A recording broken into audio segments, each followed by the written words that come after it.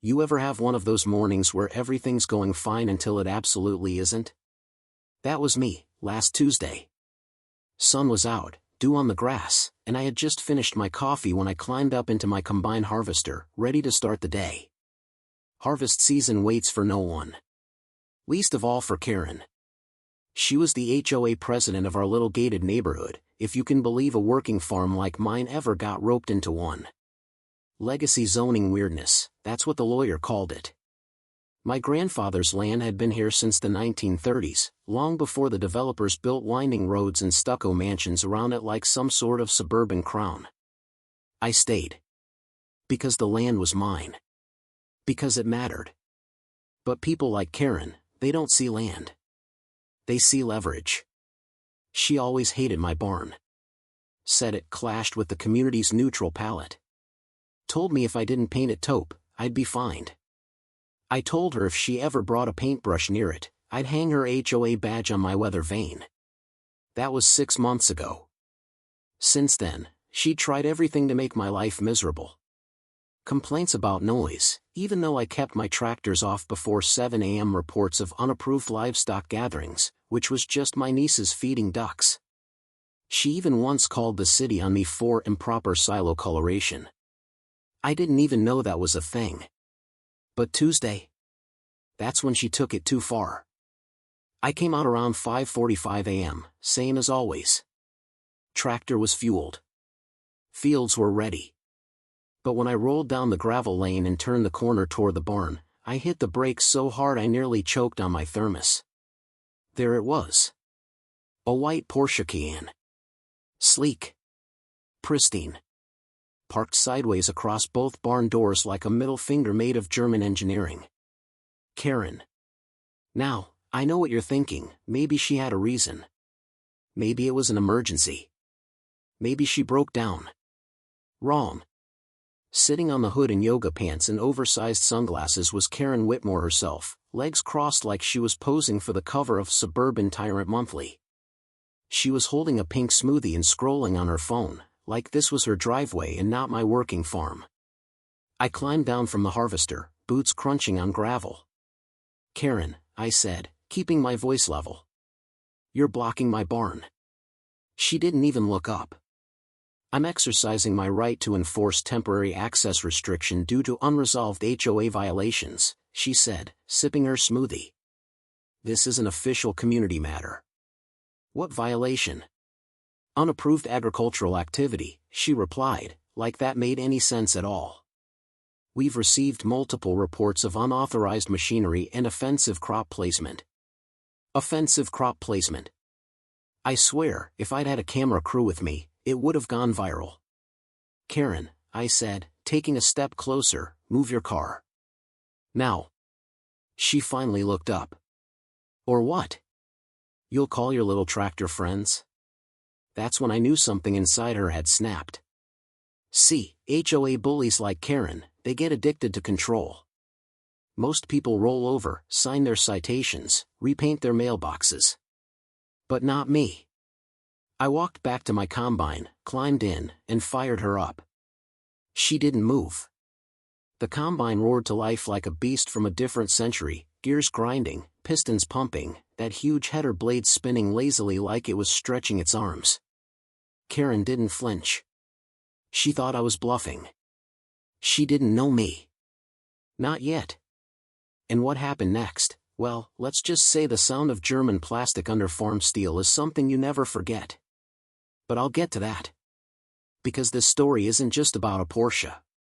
It's about land, legacy, and what happens when someone picks the wrong person to push too far. Stay tuned for part 2. You're not going to believe what came out of that barn next. The combine's engine thrummed like thunder caught in a bottle. I didn't rush. No, I let it idle while I sat there, arms resting on the wheel, watching Karen's expression shift from smug to confused to something that looked a lot like concern. She stood up on the hood of her Porsche, waving her arms as if I hadn't already noticed her. Are you insane? She shrieked. I didn't answer. I adjusted the header height. Metal groaned. Blades spun faster. Karen jumped off the hood, stumbling slightly in her platform sandals, Who wears those to a field, I'll never know, and scurried toward the passenger side. But instead of getting in, she fished around in her purse for her phone. She pointed it at me. "You're being recorded. This is destruction of private property. You'll be arrested." I tapped the side of the combine where my own cameras were mounted, GoPros and dash cams. "So are you." She faltered, just for a second. Then she planted herself in front of the Porsche, arms outstretched like a cartoon villain guarding a treasure chest. "Touch it," she shouted, "and I'll sue you into the dirt you worship." I leaned out the cab window and called down, "Karen, you've got 10 seconds to move that car. After that, you can sue whatever's left." She didn't move. She thought I was bluffing. 10 seconds passed. Then I eased forward. At first, nothing happened, just the slow, deliberate crunch of tire under combine. Karen shrieked and ran to the side. Not far, just a few feet. She thought I was going to stop. I didn't. The left front blade caught the edge of her fender first. A metallic screech split the morning air as the combine chewed through that polished white panel like it was tin foil. The headlight popped free and bounced across the gravel. Karen screamed like she was watching a murder. I kept going. One tire flattened. The bumper tore away. Glass cracked. The Porsche sagged as the front end crumpled, and the undercarriage let out a squeal so high-pitched it made my teeth hurt. I didn't speed up. I didn't flinch. And then, the hood caved in completely. That was when Karen finally broke. She dropped her phone, staggered back toward the road, and started screaming into the empty air for someone, anyone, to stop me. But the only witnesses were cows in the distant pasture and 2 crows watching from the barn roof like they were enjoying the show. When the combine finally rumbled to a halt on the other side of the wreckage, the Porsche was unrecognizable. What hadn't been flattened was shredded. What hadn't been shredded was smoking. I shut off the engine and climbed down, dusting off my jeans like I'd just mowed the lawn. Karen stood shaking, arms limp at her sides, mascara starting to streak. Her phone lay in the gravel like a broken talisman. "You maniac," she whispered. "You've destroyed my property." "No," I said, walking past her toward the barn. "You blocked mine." I unlocked the doors. They creaked open like a curtain being drawn on a new act. Sunlight spilled in over crates of seed, racks of tools, and a stack of documents I'd had notarized just 2 days prior. See, I knew Karen. I knew she wouldn't stop. So I prepared. And what I found in those HOA records. It went deeper than I ever expected. But that's a story for part 3. Because after I ran over her Porsche, after the dust settled and she called the sheriff, that's when things got really interesting. The sheriff arrived 20 minutes later. He didn't come alone. 2 cruisers pulled up the lane, lights flashing, no sirens, thank God. The deputy who stepped out first was a young guy I'd seen at the feed store once or twice, name tag reading Mendoza. Behind him came a gray-haired officer in mirrored shades, built like someone who remembered rotary phones and 3-digit badge numbers. Karen was already mid-tirade when they stepped out. He drove over my car. My Porsche. He crushed it with a combine. I want him arrested for destruction of property, for vehicular assault, for... The older officer held up a hand. "Ma'am, slow down." She jabbed a finger toward me. "That man is dangerous. He's a lunatic. Just look at what he did." The 2 officers turned to see the mangled Porsche, a flattened, half-smoldering mess in front of my barn. One of the mirrors was still dangling from a wire like a ghost trying to flee. Then Mendoza looked at the combine, still parked neatly behind the wreckage. Then he looked at me. "You ran over a Porsche?" he asked, disbelief coloring his voice. I nodded. "Yes, sir. I did." He blinked. "With a combine?" I pointed to the blocked barn doors. "She parked it right there. Told me I wasn't allowed to access my own equipment. Said it was an HOA matter." Karen stepped forward, voice climbing again. "That's not what I said. I was enforcing a temporary code inspection related to ongoing violations. He escalated. I pulled a folder from the barn wall where I'd stashed it earlier. I've got footage. Dash cams, exterior cams, timestamped. Want to see where she told me to touch it and get sued into the dirt? That's when Karen's tone changed. This is insane, she snapped. You're seriously going to listen to him? He's a danger to the community. He has a history of aggression. There are reports. The older officer, Sheriff Doyle, he introduced himself after, took the folder from my hands, flipped through a few pages, and sighed. Karen Whitmore, he muttered, like he was ordering the usual. We've had a few complaints about you lately. Trespassing. Harassment. Something about mailboxes and unauthorized vehicle citations?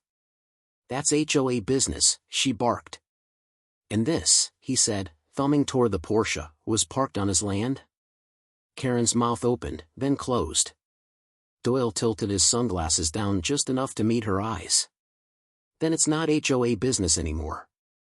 It's a civil matter. And from what I'm seeing, this man warned you. Karen looked like she'd been slapped with a cold fish. She started again, quieter now, her voice trembling. I was trying to uphold standards. He's been operating without approved agricultural zoning for over 2 years. He shouldn't even be. But I cut her off. That's where you're wrong, I said. Because I got tired of your nonsense 2 months ago. Had my zoning reclassified under state agricultural heritage law. Got it sealed last month. This farm? It's protected now. I can grow wheat, raise hogs, or pave the whole thing in sunflowers if I want. And the HOA can't say a word. I handed Doyle a second folder. Certified documents. County stamps. He whistled low. You're thorough. 20 years of farming. I learned early that if you don't plan ahead, someone else will plant weeds in your garden. Karen staggered back a step. Her voice cracked. You tricked me. No, I said. I stopped playing nice. The sheriff nodded toward the wreckage. This is gonna be a lot of paperwork. But from where I'm standing, it looks like you blocked his access, refused to move the vehicle, and then threatened legal action when he warned you. You might want to call your lawyer. Karen turned pale. But she didn't say another word. She got into the passenger seat of one of the cruisers, not cuffed, but not walking proud either. Doyle didn't arrest her. Not yet. But the conversation they had in that car, I imagine it wasn't friendly. And as they drove away, I looked at the mess of rubber and glass in front of my barn and thought. This isn't over. Because Karen doesn't give up that easy. And sure enough, the next morning, I got a letter. Hand-delivered. With a threat that went deeper than HOA rules ever should. Part 4 is coming. You won't believe what she tried next. The letter wasn't in an envelope. It was taped to my front door with blue painter's tape, neat and precise, like someone wanted to make sure it didn't scratch the paint. The handwriting was Karen's. I recognized it from the countless HOA violation slips she used to drop like confetti across the neighborhood. The note read. This is far from over. You've made a grave mistake. I suggest you consider the implications of having your past dug up next. HOA regulations may have limits, but I do not. It wasn't signed. Didn't need to be. I stood there on my porch, letter in one hand, mug of black coffee in the other, heart ticking just a little faster. Not because I was scared, but because I knew this was the moment Karen stopped being a nuisance and started becoming dangerous.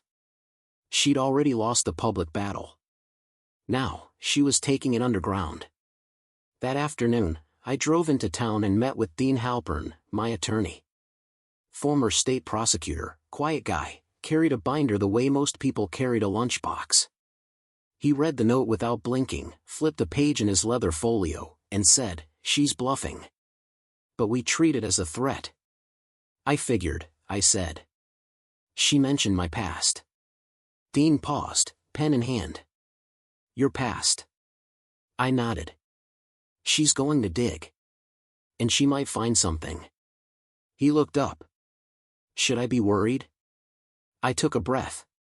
There was an incident. 2007, Colorado. A land dispute. I was young, stubborn. We won in court, but the opposition claimed I threatened them. Got reported. Nothing stuck, but it's in the system somewhere. Dean scratched his chin. And now she's trying to use it as leverage. She's trying to make me fold. But she didn't know me. Folding wasn't in my blood. Not then. Not now. The next day, the neighborhood board held a special session. I wasn't invited, of course. But news travels fast when people are angry. And trust me, after the Porsche incident, everyone had something to say. Most of it wasn't in Karen's favor. At 7 p.m., I received another delivery, this one from a board member named Lisa, who I hadn't spoken to in over a year. It was a manila folder with 3 pages, a petition to hold an emergency election for HOA leadership, a formal complaint against Karen for abuse of authority, and, here's the kicker, a typed statement from the sheriff's office confirming the Porsche incident had no criminal liability on the part of the landowner. Karen was losing control. And she knew it. The following morning, my cameras caught her standing at the edge of my property. Not on it, just over the line. She was wearing a hoodie, sunglasses, holding a phone. Recording again, probably. She didn't speak. Just stared. Like she was trying to memorize the layout of a battlefield she was losing. I stepped outside, didn't say a word. Just held up the HOA binder I'd been compiling, copies of every violation she ever issued, every email, every voicemail she left on my phone. Each labeled. Indexed. She left 5 minutes later. Didn't come back that day. But that night? Someone broke into my barn. Nothing was stolen. But something was left. A gas can. Half full. Placed right in front of the tractor. A warning. A threat. A line in the sand. And it meant one thing. Karen wasn't bluffing anymore. In part 5, I stopped playing defense. And the truth about Karen Whitmore starts to unravel faster than her reputation can survive. The gas can sat there like a message written in fumes. Half full. No lid. No fingerprints, just the strong scent of intention. I didn't touch it. I didn't even move it. I just called Dean, and then the sheriff. Deputy Mendoza arrived again, this time more serious. He walked the perimeter, reviewed the footage, and said what we both already knew. Someone's escalating. Karen's name never left his lips, but the implication hung in the air like a storm cloud. I'd seen threats before, in courtrooms, in farm disputes, in those little whisper wars HOA presidents start when they feel their power slipping. But this wasn't about rules anymore. This was about revenge. That same afternoon, I took a ride over to City Records. Funny thing about property battles, the paper trail always tells the truth. And in Karen's case, it told a story she probably never expected anyone to read. 10 years ago, Karen Whitmore wasn't the queen of an HOA. She was a struggling assistant at a failed real estate venture in Westwood County. A place with 2 lawsuits against her name for falsified rental contracts. Quietly dismissed. No headlines. But the records were there, buried in the old clerical system, scanned and forgotten. And it didn't stop there. 3 years ago, she filed a fraudulent zoning request in Pine Hollow, attempting to convert a public utility lot into communal green space. Which she then sold, under the table, to her husband's firm. The transaction was annulled. But again, no charges. No news. She was slick. Always stayed just within the lines. But she'd done this before. I compiled it all into a file. Labeled it the Firestarter Files. Because that's what she was. She didn't burn buildings, she burned reputations, patience, communities. One rule at a time. That evening, I got a call. Block number. Static at first. Then a voice. Karens.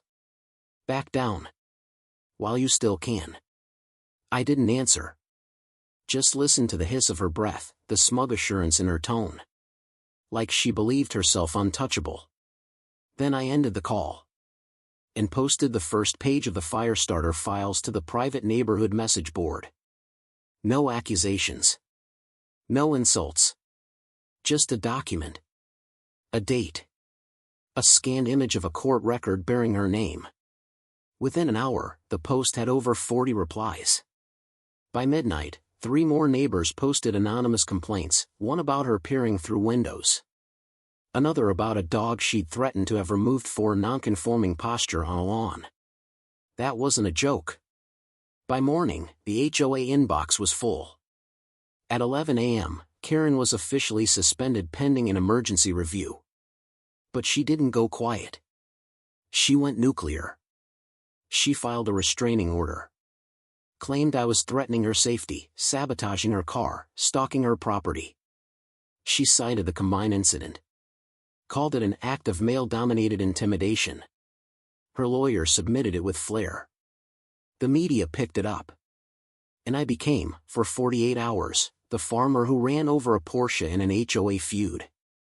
Good headline. Made me look like a lunatic. But I had something better than headlines. I had facts. In part 6, the courtroom lights go on, and the secrets Karen buried start coming up like weeds after a rain. The hearing took place in a converted municipal annex just outside county lines. Nothing fancy, wood-paneled walls, 3 flags behind the bench, and chairs that felt like they were punishing you for showing up. Karen arrived in full theater. Her hair was coiled in some kind of tense, hostile bun. She wore a dove-gray pantsuit like she was testifying before Congress. Her lawyer, a smug man with a waxed mustache and a Bluetooth headset still in his ear, greeted her like they were about to close a hedge fund merger.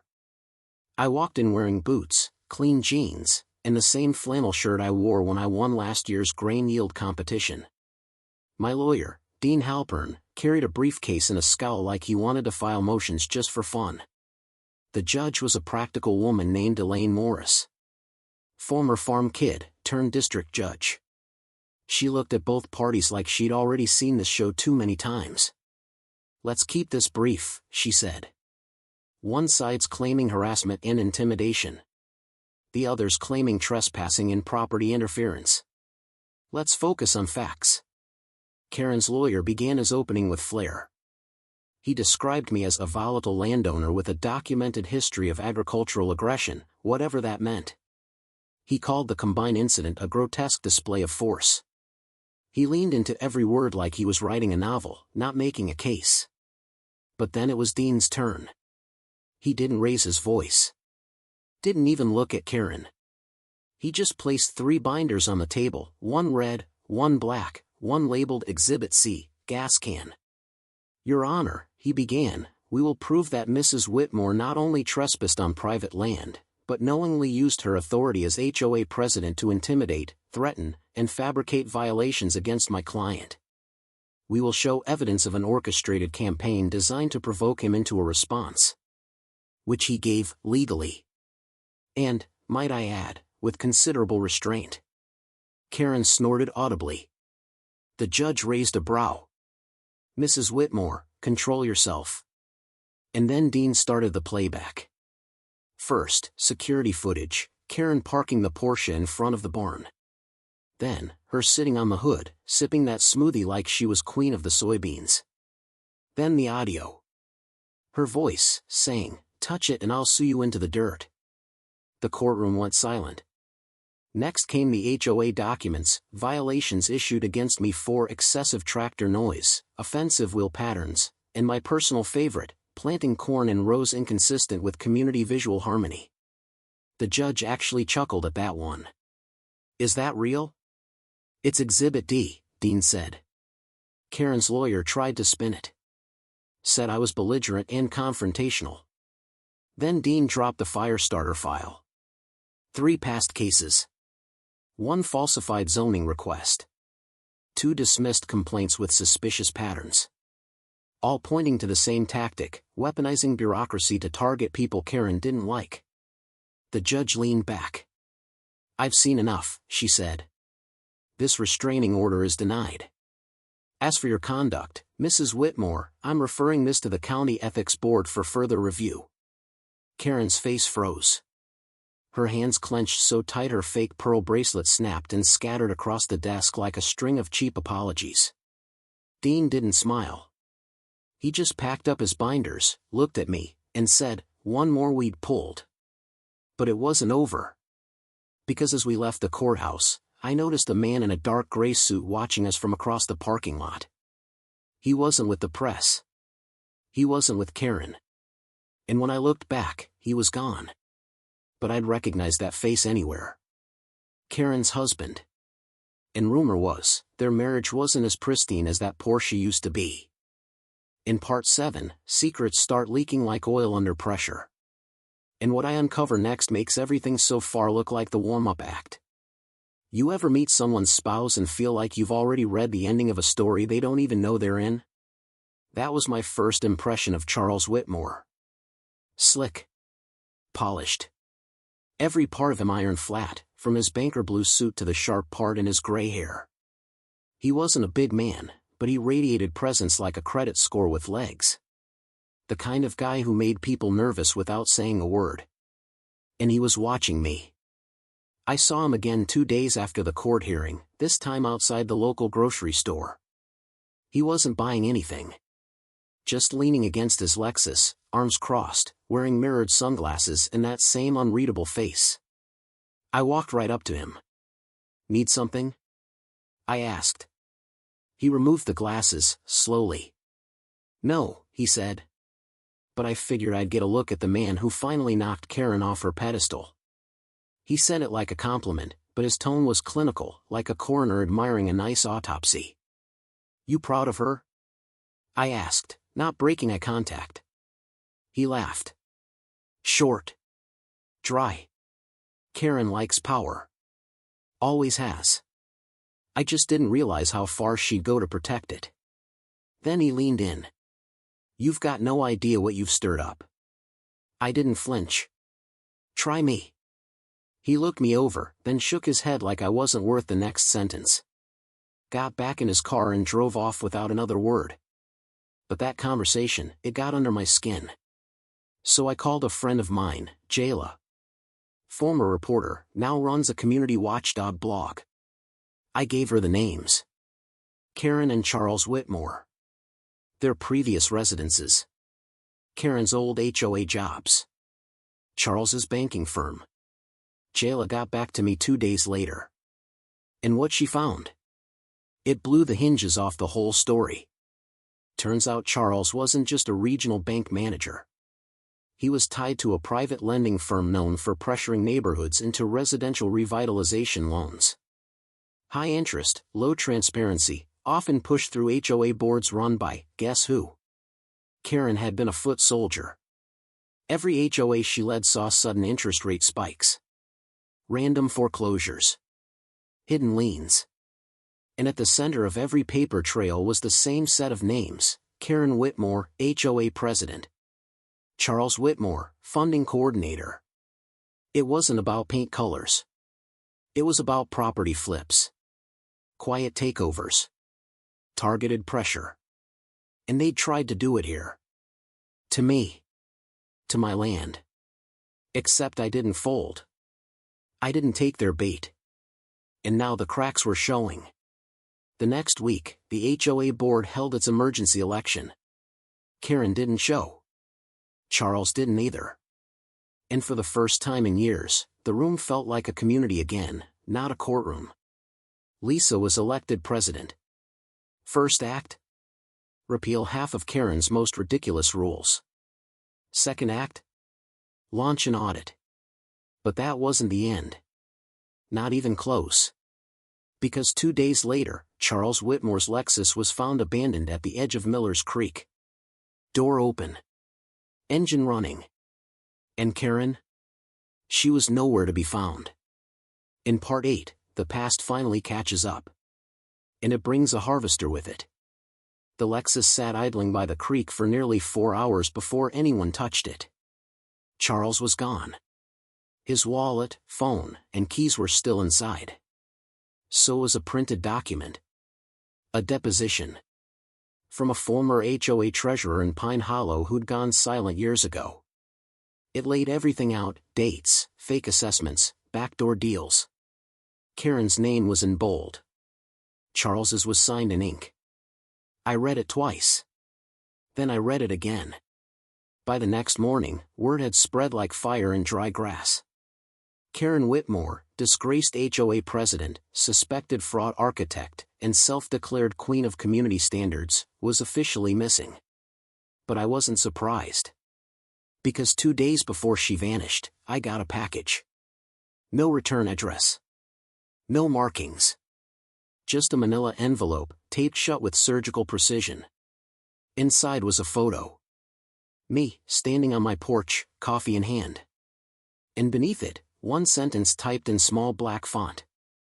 I told you you'd regret this. The barn still smelled faintly of gas when I got it. But this time, there would be no second chance. I called Jayla. Told her to publish everything, every file, every document, every quiet lie that Karen had ever whispered into a rulebook. And she did. By noon, it was viral. By midnight, it was national. Queen of the HOA scam vanishes after Porsche incident, the headlines read. Karen of the Corn, someone called it online. That one stuck. Investigators combed through Charles's finances. He lawyered up. Quickly. But the truth was out. Bank records. Fake LLCs, shell companies masked as lawn care funds.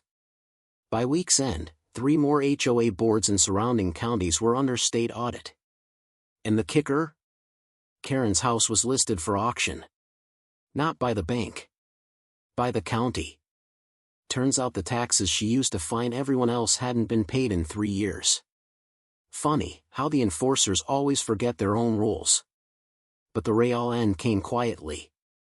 3 months later, I was out in the field early, sun just breaking over the eastern ridge, mist curling like breath over the soy rows, when I saw something shiny near the barn gate. It was her badge. HOA President, Whitmore. Polished. Clean. Resting on the gate post like it belonged there. Next to it was a boot print. Small. Deliberate. And pointed toward the field.